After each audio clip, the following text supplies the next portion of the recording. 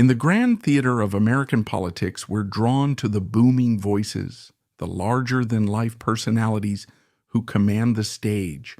We remember the presidents who roared, who promised big things in loud voices.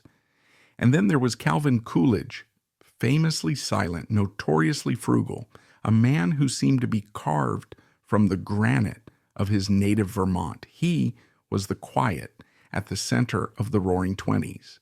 But every quiet man has a story, and often that story is told not in his own words, but in the life of the person standing beside him. For Calvin Coolidge, that person was his wife Grace. To the public, she was everything he wasn't, vibrant, charming, and radiant with a smile that could light up a room. She was the music to his silence, the sunshine to his stone. But that image of the endlessly cheerful First Lady is only the surface. It masks a story of profound love, unimaginable loss, and a quiet, unbreakable strength that is one of the most moving and overlooked tales in the history of the White House. What happens when the brightest light in the nation is plunged into darkness? And how does a woman known for her laughter find the will to go on when her heart is shattered? This is the story of the woman behind the famous smile, Grace Coolidge. To understand Grace, you have to picture the world she was born into in 1879. Burlington, Vermont, at the turn of the century, was a place of deep-rooted tradition and quiet propriety. It was a world of horse-drawn carriages, of church socials, of a life lived according to predictable rhythms. Grace Anna Goodhue was the opposite of this staid environment. She was a spark of pure joy. The only child of a mechanical engineer and a homemaker, she was blessed with a sunny disposition and an infectious love for life. She was the girl who organized the fun, the one whose laughter you could hear from down the street. She was bright and curious, and in an era when higher education for women was still a relative novelty, she attended the University of Vermont. She was a founder of the Vermont chapter of the Pi Beta Phi sorority and a popular figure on campus. But after graduating, she didn't follow the expected path of immediate marriage. Instead, she chose a profession that was both unusual and deeply compassionate. She moved to Northampton, Massachusetts, to become a teacher at the Clark School for the Deaf. This decision is the key to understanding the woman she would become. The Clark School was a pioneer in oral education for the deaf, teaching children to speak and lip read rather than using sign language. It required immense patience, empathy, and an extraordinary ability to communicate without words. Grace excelled at it. She learned to read the subtle cues of a tilted head, a flicker in the eyes, the slight tension in a jaw. She learned that the most important things are often communicated in the quiet spaces between words. This unique training gave her a kind of emotional radar, an ability to listen with her eyes and understand the hearts of people who couldn't or wouldn't speak their minds. It was a skill that would prove indispensable in her future life with a man of very, very few words. The story of how Grace met Calvin Coolidge is the stuff of romantic comedy. In 1903, Grace was living in a house for teachers at the Clark School. One morning, while watering her flowers in the garden, she glanced up at the window of the boarding house next door. There, a man was getting his morning shave. He was in his shirt sleeves and suspenders, his face half covered in shaving cream. And, for some reason known only to him, he was wearing a hat. The sight was so utterly ridiculous that Grace burst into a peal of laughter. The man, hearing her, turned and looked at her from his window. That man was a young, serious-minded lawyer named Calvin Coolidge. He was intrigued by the joyful sound. A mutual friend arranged an introduction, and so began one of the most unlikely courtships in American history. He was everything she wasn't: shy, taciturn, painfully awkward.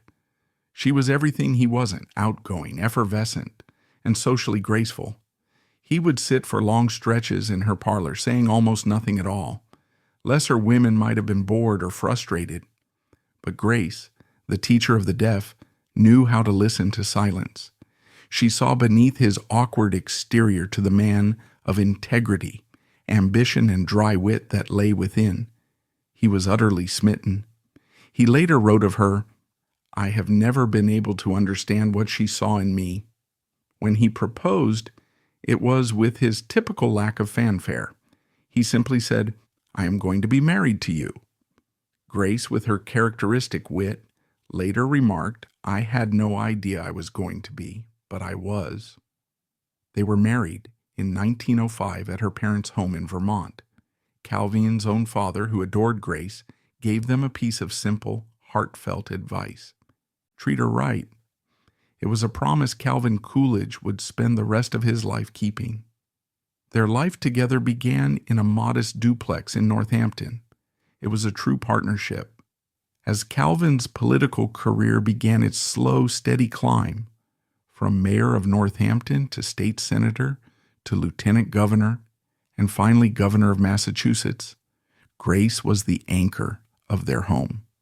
She raised their two sons, John and Calvin Jr., creating a warm, loving environment that was a refuge from the often harsh world of politics. She was a natural political wife, though she had no interest in policy. Her gift was people. While Calvin stood awkwardly in corners at social events, Grace would move through the room, her genuine warmth putting everyone at ease. She remembered names, asked after children, and made every single person feel seen and valued. She wasn't playing a role, it was her nature. She was the bridge between her quiet, introverted husband and the world he sought to lead. In 1920, Calvin Coolidge was elected Vice President of the United States on a ticket with Warren G. Harding. The Coolidges moved to Washington, D.C. as Second Lady. Grace's charm and unpretentious nature made her an immediate favorite in the capital's often stuffy social scene. She was a breath of fresh air. Then in the summer of 1923, everything changed. President Harding died suddenly while on a trip to California. Calvin Coolidge was on vacation at his family's homestead in Vermont, a simple farmhouse with no electricity or telephone. The news was delivered by messenger in the middle of the night. At 2:47 a.m., in the flickering light of a kerosene lamp, Calvin Coolidge was sworn in as the 30th President of the United States by his own father, a notary public. Grace Coolidge was now the First Lady. She stepped into the role with an effortless grace that captivated the nation. The Harding administration had been plagued by scandal, and the country was ready for a change. The Coolidges, with their reputation for simple, homespun integrity, were the perfect antidote. Grace, in particular, became a national sensation. In the Roaring Twenties, an age of flappers and Hollywood stars, she became one of the nation's first modern celebrities. She was a fashion icon, her elegant style gracing the pages of magazines. She was an avid baseball fan, often attending Washington Senators games and keeping her own scorecard.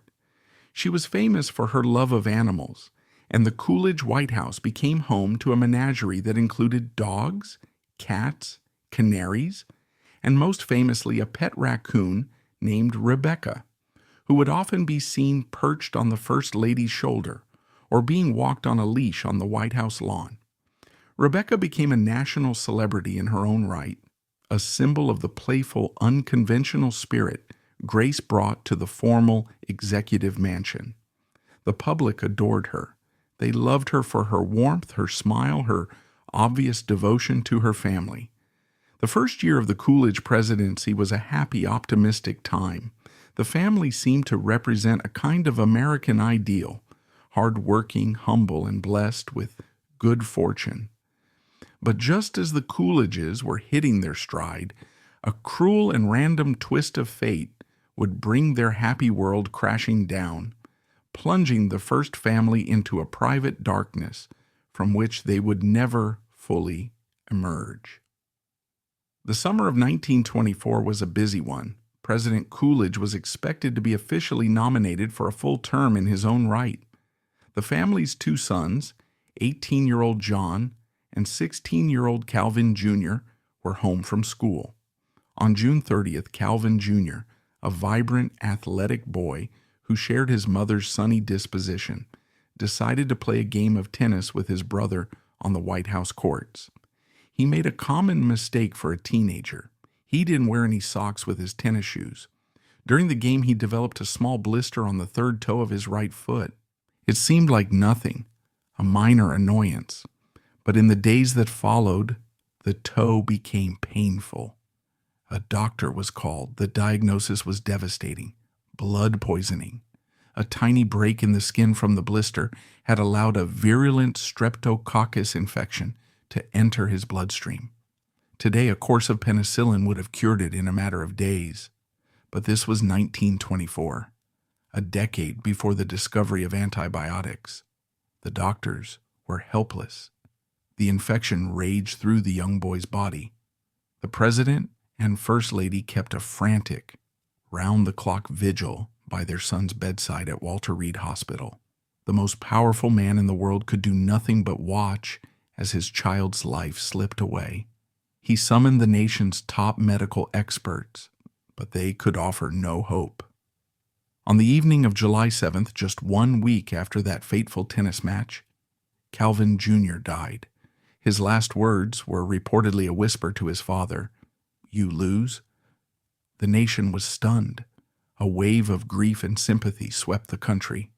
But for the Coolidges, the loss was an all-consuming private agony that had to be borne in the most public of settings. The light had gone out of their lives. Calvin Coolidge was shattered. He was a man who contained his emotions deeply, but this loss broke through his stony facade. He later wrote in his autobiography one of the most heartbreaking sentences ever penned by a president. When he went, the power and the glory of the presidency went with him. He believed his son's death was a kind of divine punishment for his own political ambition, a price he had to pay for reaching the pinnacle of power. He carried that terrible unspoken guilt for the rest of his life. The silence that had once been his trademark now became a heavy, sorrowful quiet. And Grace, the woman whose life had been defined by joy and laughter, was plunged into an ocean of grief. She had to mourn her beloved son while simultaneously fulfilling her duties as First Lady, greeting guests and smiling for cameras with a heart that was broken in two. The sheer strength this required is difficult to comprehend. One White House staffer remembered seeing her standing alone in a hallway, her face a mask of anguish, only to see her compose herself and walk into a reception moments later, a perfect, dazzling smile in place. It was a performance born of profound duty and unimaginable self-control.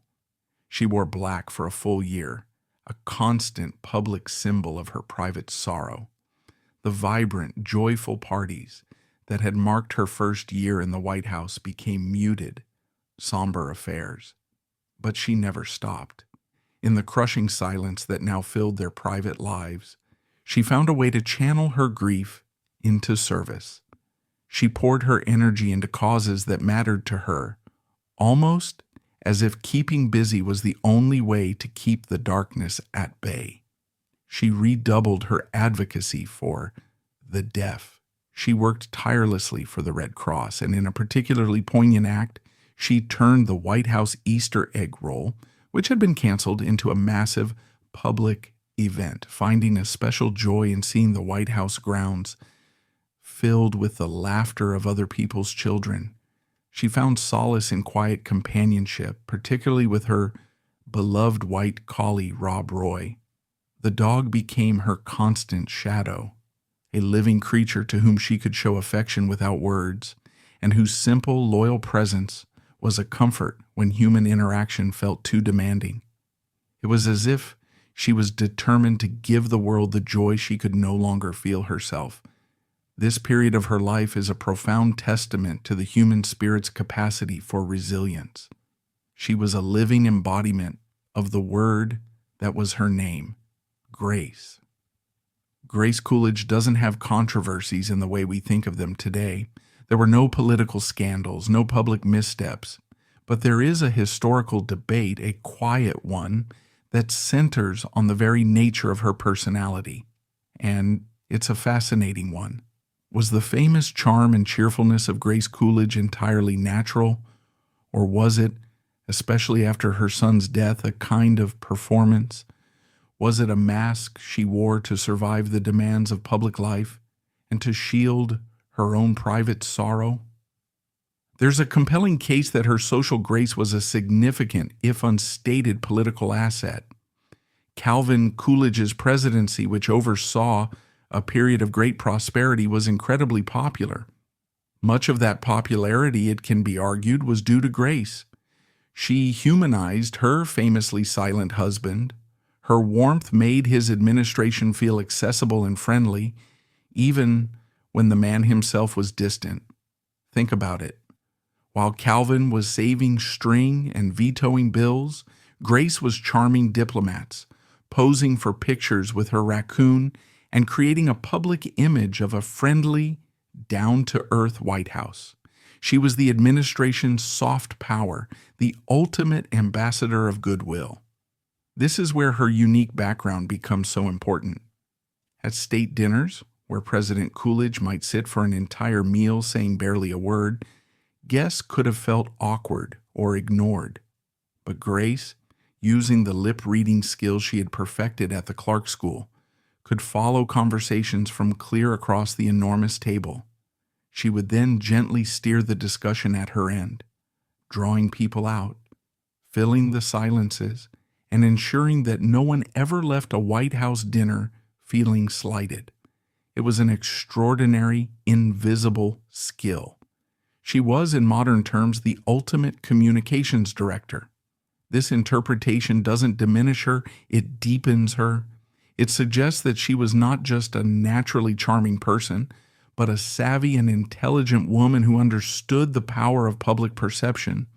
It shows a woman who was an active, essential participant in her husband's success, using her own unique skills to navigate the political world.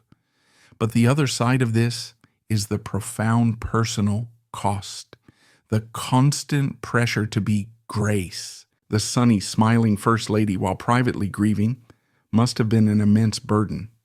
Friends noted that after Calvin Jr.'s death, while her smile was as quick as ever, there was a new sadness in her eyes that never went away.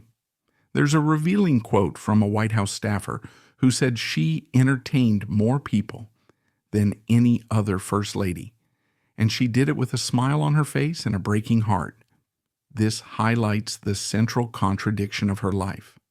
Her greatest strength, her ability to connect with people, was also her greatest challenge, forcing her to share her light with the world at a time when she was surrounded by personal darkness.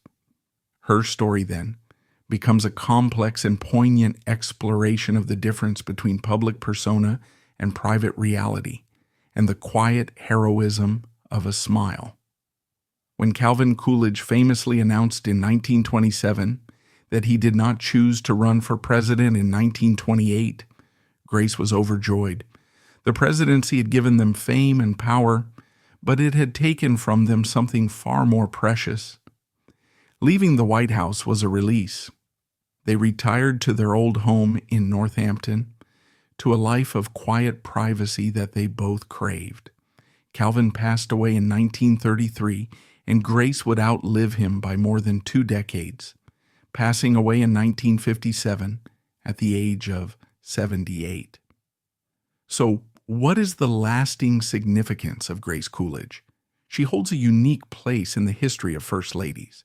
She was one of the first to be a true national celebrity, a figure beloved by the public in her own right, independent of her husband's politics. She bridged the gap between the formal 19th century hostesses of the past and the modern, media-savvy First Ladies of the future. Her advocacy for the deaf, particularly her work with the Clark School, was lifelong and deeply meaningful. She brought national attention to the cause and helped to change public perceptions of deaf people. But perhaps her most profound legacy is an emotional one. In an age before therapy and public discussions of mental health, Grace Coolidge modeled a quiet, dignified resilience in the face of unspeakable tragedy. She showed the nation that it was possible to endure the worst life has to offer with grace, courage, and a continued commitment to serving others. She didn't write books about her grief or give tell-all interviews. She lived it, and in doing so, provided a powerful, if silent, example for a nation that had also known its share of loss after the First World War. She reminds us that sometimes the greatest strength lies not in avoiding pain, but in how we choose to carry it. Behind Grace, Coolidge's radiant facade was a woman of incredible depth and complexity. She was a gifted educator, a loving wife and mother, a reluctant celebrity, and a quiet pillar of strength. She was the woman who could communicate with the silent and who found a way to bring light into the darkest of times. Her life was not defined by the tragedy she endured, but by how she responded to it. She never lost her capacity for joy, her love for people, or her profound sense of duty. The girl who laughed at the man in the window became the woman who smiled for a nation, not because she didn't know sorrow, but because she knew that grace in the end is about choosing to shine a light, no matter how dark the room. And that is a legacy of quiet, profound, and enduring power.